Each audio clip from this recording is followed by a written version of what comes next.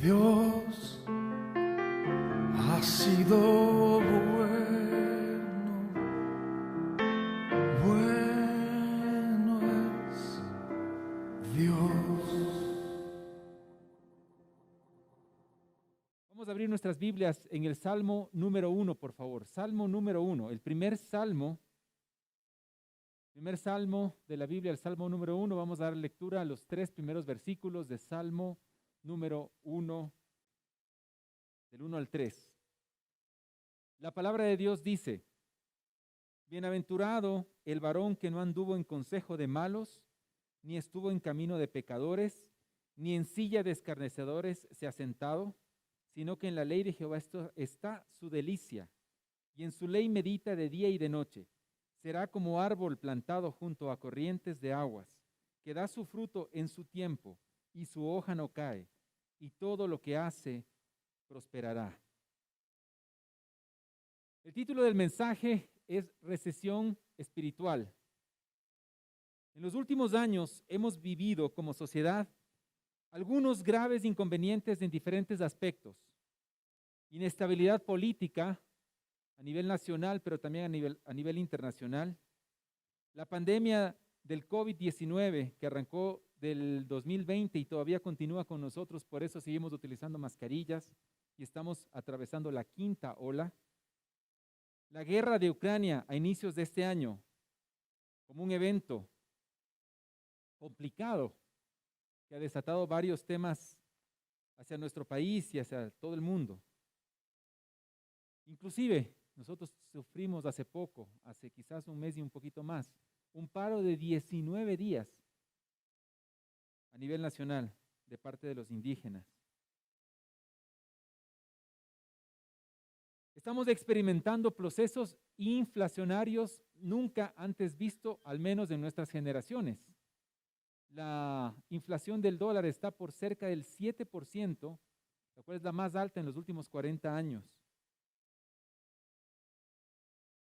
Y nosotros podemos darnos cuenta cuando vamos al supermercado, ¿verdad? Cuando antes un litro de aceite podíamos comprarlo en $2.50, $3, ahora tenemos que invertir, ¿cuánto? $5, $6. Las personas con grandes riquezas enfrentan eventualmente épocas de vacas flacas. Las iglesias, muchas veces enfrentan épocas de división, de deserción o de decadencia. Incluso grandes equipos deportivos, que en otro momento eran muy importantes, ya no están en la misma palestra, están por otros lados. Esta realidad tristemente también pasa en nuestras vidas como creyentes. En algún momento nosotros, como creyentes, llegan tiempos en los cuales retrocedemos fuertemente y caemos, o podemos caer, o podríamos caer en una recesión espiritual. Todo verdadero creyente se enfrenta en su vida a etapas de recesión espiritual. ¿Cuáles son las etapas de recesión espiritual?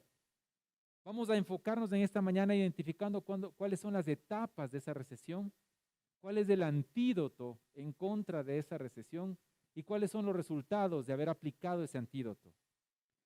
¿Cuáles son las 3 etapas? Veamos la primera, la etapa intelectual. El Salmo número 1, en el versículo 1 al inicio dice: Bienaventurado el varón que no anduvo en consejo de malos. El consejo se puede definir como un plan, un propósito. Implica que nosotros nos dejamos influenciar de los conceptos en nuestra mente que son malvados, de quienes no siguen a Dios. El hecho de que la palabra de Dios dice que anduvo, de andar, implica que nosotros vamos caminando y vamos siguiendo y vamos comulgando con ideas de personas que no creen en Dios. Y muchas veces, conforme vamos pensando como ellos piensan, nuestra conciencia y nuestra mente se va cauterizando.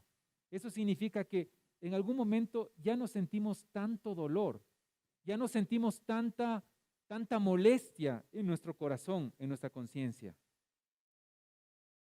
Cuando la palabra de Dios habla de malos, en consejo de malos, no se refiere a personas medio malos, Lo que está tratando de decir son personas moralmente malvadas, fornicarios, viciosos, mal hablados, perjuros, personas que ofenden o deshonran a sus padres, vagos y personas que se gozan del dolor de otros.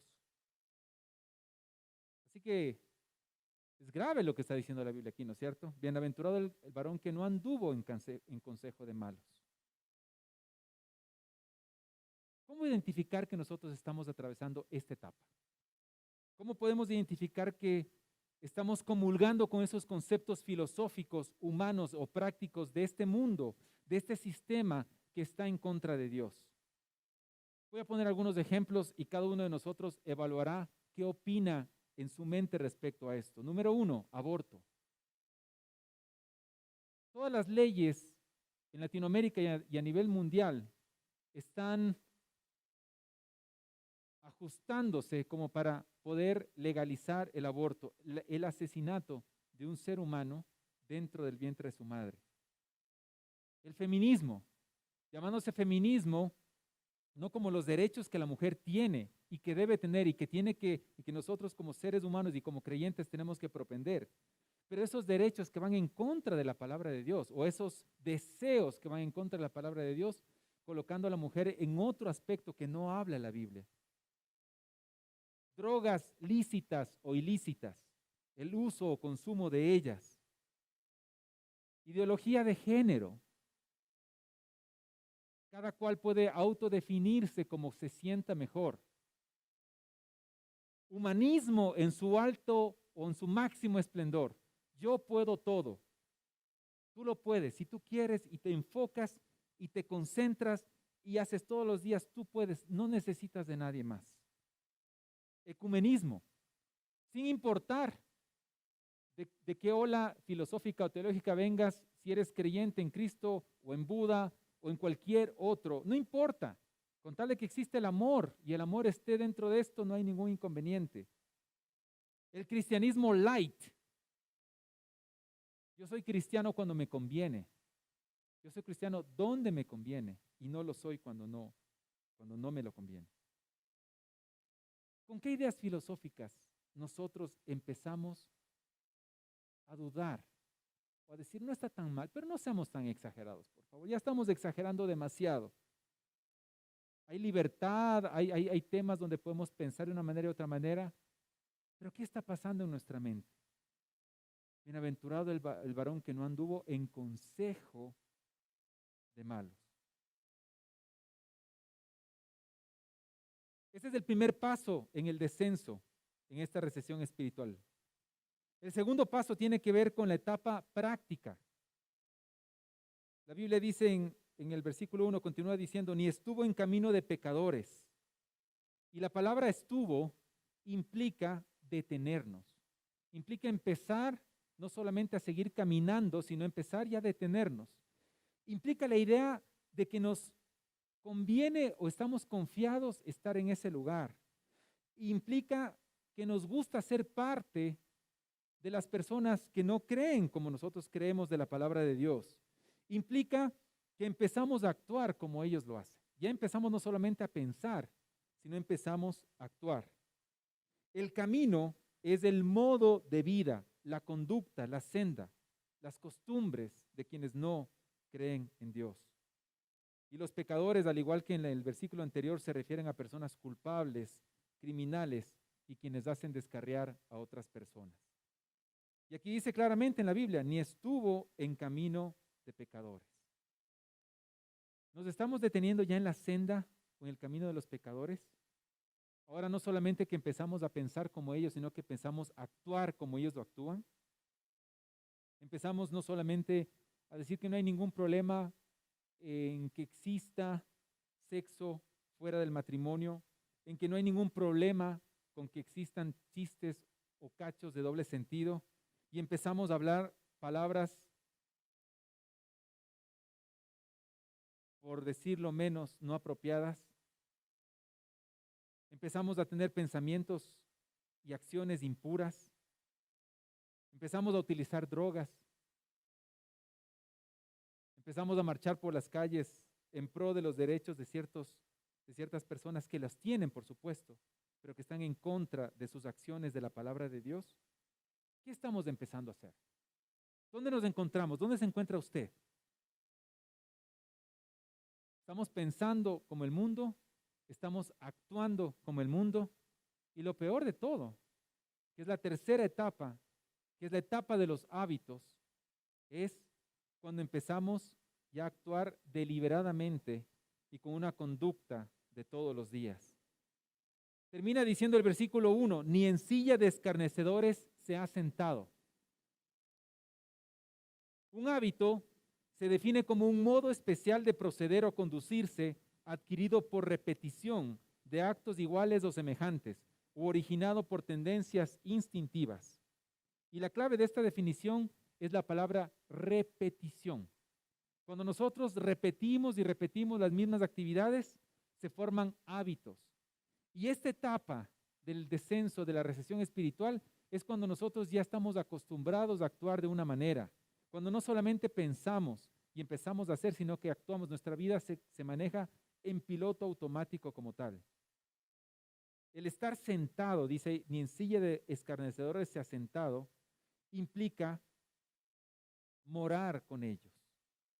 Implica una unión tan íntima como el matrimonio. Implica que ya estamos completamente involucrados en el sistema mundano de este siglo. Y lo peor de todo es que nos sentimos muy cómodos. Y nos molesta cuando nos dicen otra cosa. Porque mi vida ya está como está y nadie tiene que meterse en ella.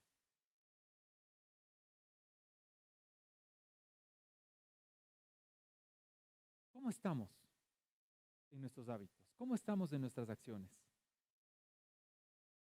Aparte de todo lo que yo he dicho, estamos en un mundo tan globalizado, tan electrónico y tan digital, que muchos de nosotros diríamos, pero yo estoy bien, yo no tengo ningún inconveniente, yo voy adelante, pero a veces marcamos dobles vidas. Si yo preguntara en este día, y si todos pudiésemos mirar hacia allí, como dice allí, nuestras redes sociales, todas las páginas que nosotros hemos visitado en las redes sociales, todos los likes. ¿Cuántos de aquí tienen Facebook? Levanten su mano, ¿cuántos tienen Facebook? Debe ser más del 90%, perfecto. ¿Cuántos de ustedes manejan Twitter, LinkedIn? Está también ahí YouTube, Pinterest, Snapchat, en fin. Me encantan las redes sociales a mí, por si acaso, ¿no? No tengo todas. La única que tengo es WhatsApp y YouTube. Pero la verdad es que a veces en este descenso y a veces cuando nos enfrentamos con la palabra de Dios, nosotros decimos estamos bien. Pero ahora que vivimos en un mundo tan globalizado, simplemente yo les preguntaría, ¿qué estamos viendo? Yo podría proyectar sus redes sociales, lo que ustedes vieron el día de ayer, el día de antier, allí. ¿Y no nos avergonzaríamos de nadie de los que se encuentran acá? ¿O no tendríamos ningún tema que ocultar? ¿Podemos llegar a tener esa tranquilidad? Bienaventurado el varón que no anduvo en consejo de malos, pensamiento, ni estuvo en camino de pecadores, empezamos a hacer, ni en silla de escarnecedores se ha sentado. Es un hábito. ¿Cómo está nuestra vida? ¿Cómo están nuestras vidas? Hemos descendido a un punto o a un nivel tan bajo espiritual que prácticamente no hay ninguna diferencia entre nuestro comportamiento y el comportamiento de quienes no creen en Dios. Es exactamente igual ver a una persona que es creyente y una persona que no es creyente en el mundo. Y cuando digo el mundo es en nuestro trabajo, en el bus, en el barrio, en la escuela, en el colegio, en la universidad. No hay diferencia alguna. Nos mezclamos y pasamos camuflados absolutamente igual. Ese es el descenso. Ese es el descenso, esa es la recesión. Sin embargo, la palabra de Dios también nos habla de que hay un antídoto para salir de esa recesión. La palabra de Dios sí nos muestra claramente, y gracias a la palabra de Dios que nos dice cómo podemos salir de este pozo, de este hueco, de este lugar donde muchas veces nosotros nos enfrentamos. En cualquier lugar donde nosotros estemos, En cualquier etapa en la cual nos enfrentemos, Dios nos da el antídoto en este mismo pasaje de cómo salir de la recesión.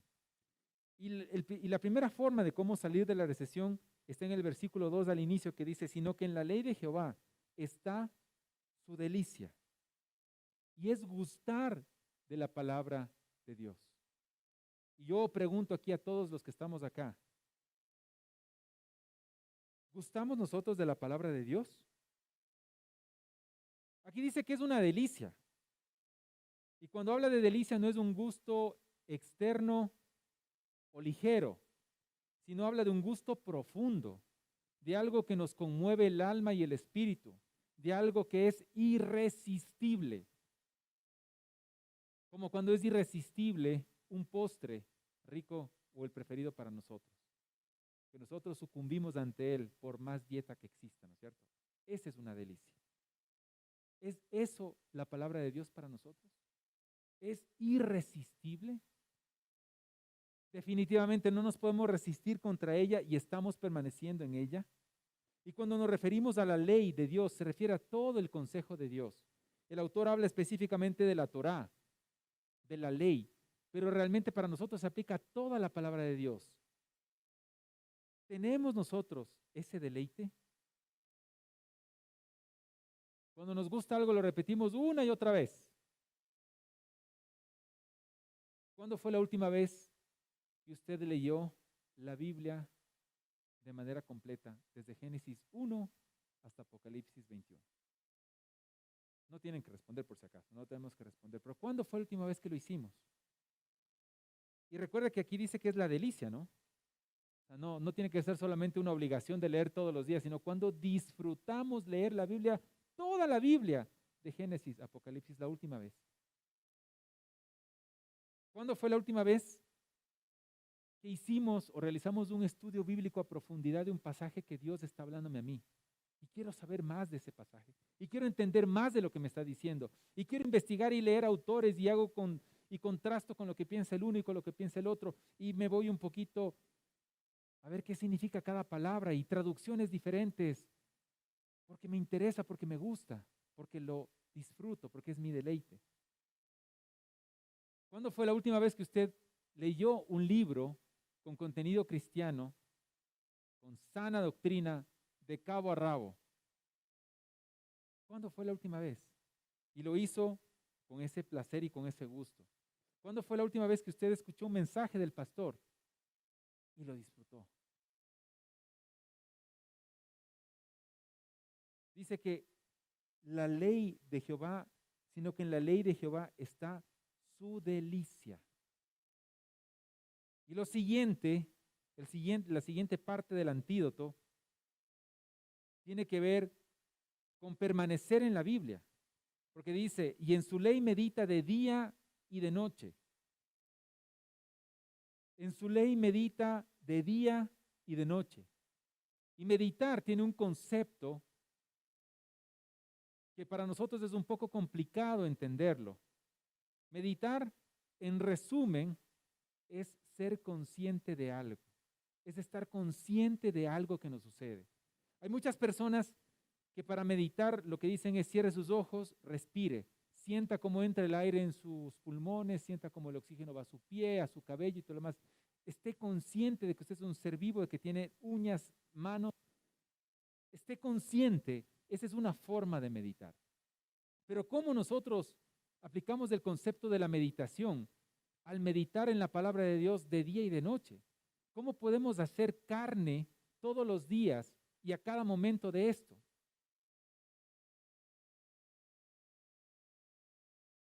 Y es exactamente igual como lo que acabo de decir, es estar consciente del consejo de Dios y de la palabra de Dios que me ha gustado leer, que he invertido mi tiempo en el día a día, en la que estoy leyendo todos los días el pasaje, mi devocional, la porción bíblica, cómo hacerla pendiente, cómo hacerla precisa y cómo hacerla real y consciente a mi día a día. ¿Cómo lo hago? Vamos a poner un ejemplo. Como lo decía en el primer culto, una persona que es obrero, que es costurero y que trabaja para una empresa y empieza a coser y empieza a coser y empieza a coser. ¿Cómo puede meditar en la ley de día y de noche si está cosiendo? ¿Cómo medito en el momento que estoy cosiendo? Siendo consciente de que su trabajo está construyendo ¿qué? ¿O está haciendo qué? Una prenda de vestir. ¿Para quién? Para una persona que lo necesita. ¿Para qué? Para que se pueda vender esa prenda y la empresa pueda tener ingresos. ¿Para qué? Para que le puedan pagar el sueldo. ¿Para qué? Para todo lo que usted sabe de la cadena de producción. Pero por sobre todo, ¿para qué?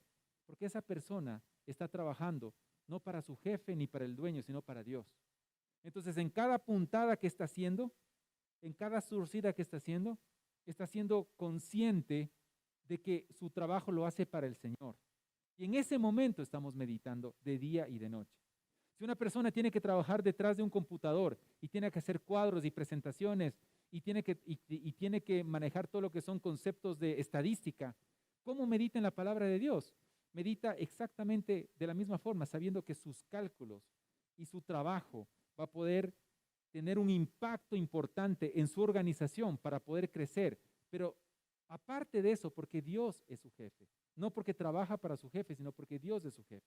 Un ama de casa mientras cocina, mientras pica la cebolla, mientras aplasta el ajo, mientras hace el refrito, mientras cecina la carne, mientras hace todo lo que tiene que hacer. A veces me toca hacer a mí, por eso es el proceso. Pero cuando hace todo eso, la persona, la dama, el ama de casa, la mujer o el padre, la madre, en ese momento tienen que estar conscientes de que lo están haciendo para dar de alimentar a su familia, que es su responsabilidad, que la Biblia lo dice y que su Padre Celestial proveyó de esa comida. ¿Es fácil, es complicado meditar en la palabra de Dios? Yo les diría que se complica cuando no estamos en la palabra de Dios, cuando no estamos leyendo la palabra de Dios. ¿Cómo voy a meditar en la palabra de Dios si no estoy permaneciendo en la palabra de Dios? Pero cuando nosotros estamos leyendo la palabra de Dios y permaneciendo en ella, es muy fácil meditar en ella en todo momento. Hacer carne, hacer el día a día, ser conscientes de mi realidad y de mi vida delante de Dios en la situación que Él me ha puesto. Medita de noche y día. Y como decía en el primer culto también, la verdad es que la clave es la palabra de Dios. El secreto es la palabra de Dios. No hay otro secreto más. No hay otra fórmula. No existe otro camino, no existe un atajo para llegar contra para aplicar este antídoto contra la recesión espiritual. No hay otra forma más. Si lo hubiera, estuviera en la palabra de Dios. Pero la verdad es que si nosotros nos creemos y si nosotros confiamos y sabemos que somos creyentes en Cristo Jesús, no hay otra forma más de poder ir en contra de lo que el mundo nos dice a nosotros. Es solamente a través de la palabra de Dios. ¿Gusta usted de la palabra de Dios? ¿Permanece usted en ella? Me gustaría que sea un amén fuerte, pero si no está sucediendo, es mejor decir la verdad, ¿no es cierto? ¿Cuáles son los resultados? ¿Cuáles son los resultados de este antídoto contra la recesión? Y vemos aquí algunos resultados. El primer resultado es la provisión, y está en el versículo 3, que dice, será como árbol plantado junto a corrientes de agua. Será como árbol plantado junto a corrientes de agua. El hecho de que un árbol esté plantado junto a corrientes de agua implica que siempre tendrá provisión para su subsistencia. Implica que nunca tendrá que preocuparse por su provisión. No significa que no tiene que ocuparse para su provisión, tiene que ocuparse todos los días, pero nunca tiene que estar preocupado en su interior de cómo va a proveer, porque si él hace lo que Dios le ha pedido que haga, siempre va a tener esa provisión. ¿Estamos nosotros junto a la fuente de vida? ¿Se acuerdan que Jesús habló respecto a esto en Juan capítulo 7, versículo 38? Él dice, el que cree en mí, como dice la Escritura, de su interior correrán ríos de agua viva. Y precisamente a eso se refiere con la provisión, una provisión integral, una provisión no solamente de lo material, no solamente de lo que necesitamos para el día de hoy, respecto a la comida, a la bebida, respecto al abrigo, respecto al techo. Se refiere a una provisión integral, porque dice Jesús que desde su interior correrán ríos de agua viva. ríos de agua viva. Es una provisión increíble que nosotros tenemos acceso mediante Jesús. Y es una provisión, por supuesto, que hace referencia, como les dije a ustedes, no solamente al tema físico, sino también al espiritual, al alma. Dios nos dice, si nosotros aplicamos este antídoto de permanecer en la palabra de Dios para no caer en la recesión espiritual, tu vida tendrá provisión de lo que nosotros necesitamos. Número 1. Número 2, daremos fruto. Que da su fruto en su tiempo, continúa diciendo el versículo 3. Qué importante es ser fructíferos. Saber que estamos dando frutos en nuestras vidas.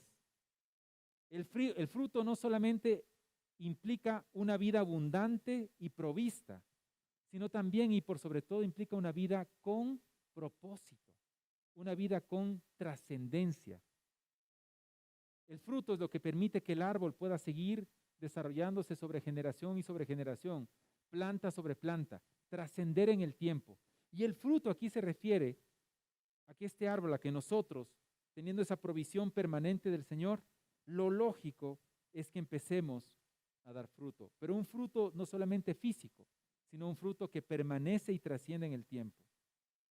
Mi pregunta es para nosotros, ¿sentimos que nuestras vidas tienen un sentido más allá de lo de hoy día y de lo trascendente? ¿Sentimos que nuestras vidas están colaborando para algo mucho más profundo y eterno? ¿Estamos dando fruto espiritual? Yo hago las siguientes preguntas. ¿Cuándo fue la última vez que usted compartió el evangelio a otra persona?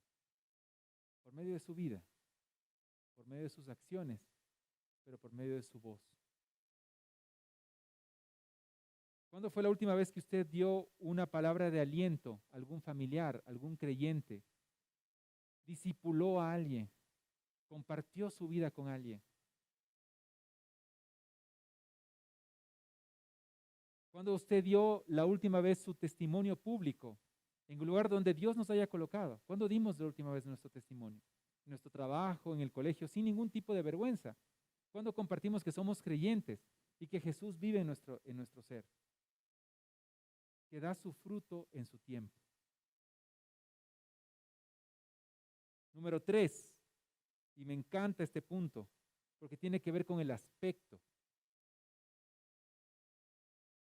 Otra consecuencia de aplicar este antídoto, otro resultado, es que nuestro aspecto tiene que cambiar. La Biblia dice, y su hoja no cae. Su hoja no cae. Cuando nosotros vemos caer la hoja de un árbol, no nos sorprendemos porque es un proceso natural del árbol. El árbol, para poder depurarse naturalmente, tiene que botar sus hojas y retomar unas nuevas hojas. Eventualmente el árbol en el tiempo muere, 20, 30, 40, 100, 120 años, no sé, pero muere. Pero se va renovando poco a poco. Pero acá la palabra de Dios dice que su hoja no cae. ¿A qué se refiere eso? ¿Qué es lo que está diciéndonos a nosotros del Señor cuando dice que su hoja no cae? Está colocando un concepto de permanencia y de eternidad. Está colocándonos a nosotros no como un árbol normal, sino como un árbol que su hoja no cae, que tiene una permanencia completa y no tiene deterioro. Es un concepto de eternidad. Aquí dice su aspecto, un fruto, un resultado de aplicar este antídoto, de permanecer en la Biblia, de gustar de la Biblia, de no ir en ese descenso espiritual, es que aparte de que nuestro destino eterno y que nosotros sabemos que aquí no va a ser el lugar donde vamos a cumplir nuestros sueños, sino nuestros sueños van a ser cumplidos en la eternidad. Acá también vamos a cumplir sueños, no me malinterpreten, acá tenemos propósitos en la vida, pero vivimos 60, 70, 80 años, y si el propósito era vivir 60, 70 años, es un propósito minúsculo comparado con la eternidad de Dios.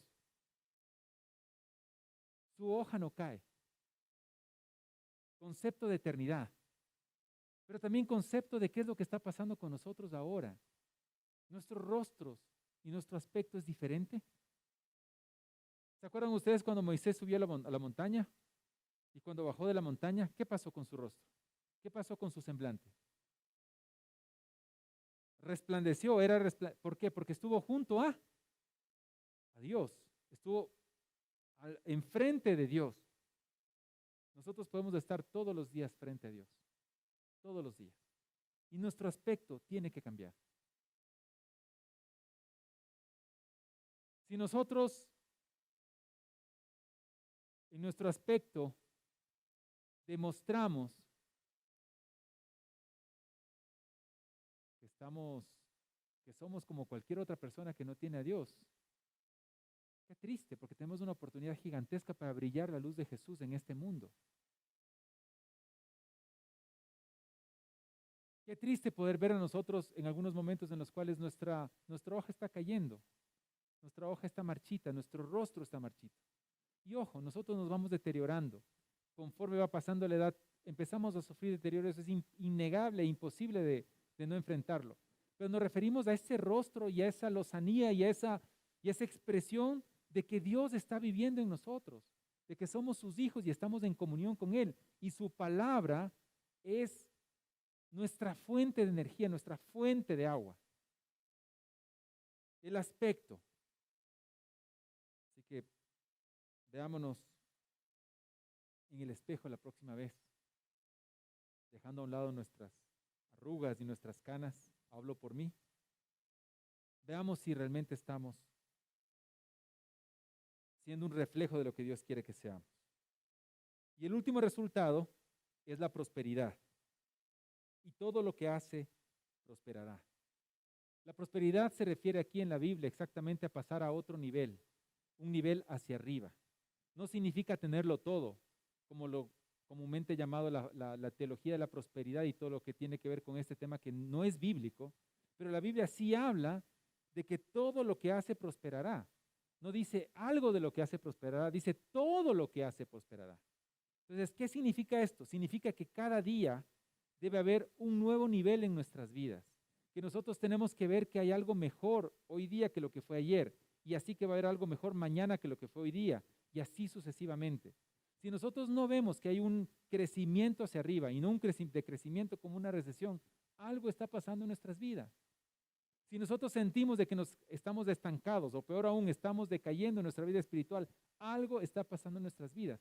Porque lo que nos dice la palabra de Dios es que va a haber prosperidad integral en todo. Tiene que ser un mejor día el día de hoy que el día de ayer. No significa que no van a haber problemas, no significa que van a haber dolores, pero significa que cada día estaremos mejor, un poco mejor que ayer, un poco mejor que ayer. ¿Eso está pasando en nuestras vidas? ¿Eso está pasando?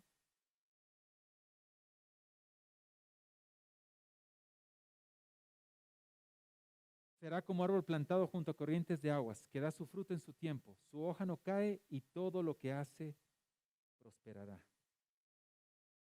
¿Cómo están nuestras vidas? ¿Están yendo para arriba o están yendo para abajo? El responder honestamente a esta pregunta es súper importante, porque probablemente estemos enfrentando alguna etapa de recesión en nuestras vidas y estemos comulgando con alguna idea o pensamiento que esté en contra de la palabra de Dios, estemos haciendo ciertas cosas que están en contra de la palabra de Dios o viviendo vidas que realmente están en contra de la palabra de Dios. Tenemos el antídoto. No es ninguna oración mágica. Es una decisión personal de seguir cada día gustando de la palabra de Dios y permaneciendo y meditando en la palabra de Dios. Es nuestra decisión el hacerlo o no. Yo quiero pedirles que cierren sus ojos, por favor, por un momento. Quiero hacer algunas preguntas. La primera pregunta es, si usted se encuentra en un momento en una etapa de su vida en la cual usted se ha dado cuenta de que definitivamente está empezando a comulgar ideas que están en contra directamente de la palabra de Dios. Si usted se da cuenta de esto, yo quisiera que usted en lo profundo de su corazón, ahí en su intimidad con el Señor, pueda entregarle ese aspecto de su vida. Si quizás el grado es un poco más profundo y ha empezado a actuar como un incrédulo, como un no creyente, también que usted pueda decirle al Señor, reconocer delante de Él lo que ha hecho, comprometerse delante de Él, no en su fuerza, sino en el poder del Espíritu Santo, en cambiar, en permanecer en la palabra de Dios, en gustar de ella, en volver al primer amor. Y si alguien se encuentra ya quizás en la etapa más complicada, que es la de los hábitos, decirle que solamente Dios, solo Él y su Santo Espíritu es el quien nos puede a nosotros moldear y cambiar. Pídale a Él. Probablemente en esta mañana hay alguna persona que nos visita o probablemente alguien que haya venido muchas veces acá, pero nunca ha tenido la oportunidad de entregar su vida al Señor Jesucristo, reconociéndole como su único y suficiente Salvador, pidiéndole perdón y arrepintiéndose por su vida, por su pecado, y volviendo a los pies del Señor para que le dé una nueva vida, reconociendo que en la cruz del Señor, en su muerte, en su sepultura y en su resurrección, usted puede tener vida eterna. Y puede ser que usted haya escuchado este mensaje o no haya escuchado este mensaje. Es mi oración en esta mañana que usted pueda llegar a los pies del Señor. Finalmente, si alguien quisiera que nosotros estemos orando por usted, usted es un hijo de Dios, usted conoce al Señor Jesucristo, usted se da cuenta que estaba en esta decadencia y en esta recesión espiritual, quisiera que usted por favor levante su mano. Nadie está viendo, solamente vamos a levantar nuestras manos quienes quieren oración, porque su vida necesita cambios. Y se han dado cuenta en esta mañana que requieren cambios. ¿Hay alguien así en esta mañana, por favor, levantando su mano? Gracias. ¿Alguien más? Gracias, gracias. Quizá hay alguien en esta mañana que necesite del Señor Jesucristo y nunca ha confiado en Él como su único y suficiente Salvador. Quizás nos visita por primera vez. Quisiéramos orar por usted, quisiéramos que usted nos dé el privilegio de poder presentarle la palabra de Dios y compartirle cómo Jesús puede ser su Salvador. ¿Hay alguien que nos visita por primera vez aquí en esta mañana, por favor? Levantando su mano. Gracias. Vemos su mano. ¿Alguien más por primera vez acá con nosotros?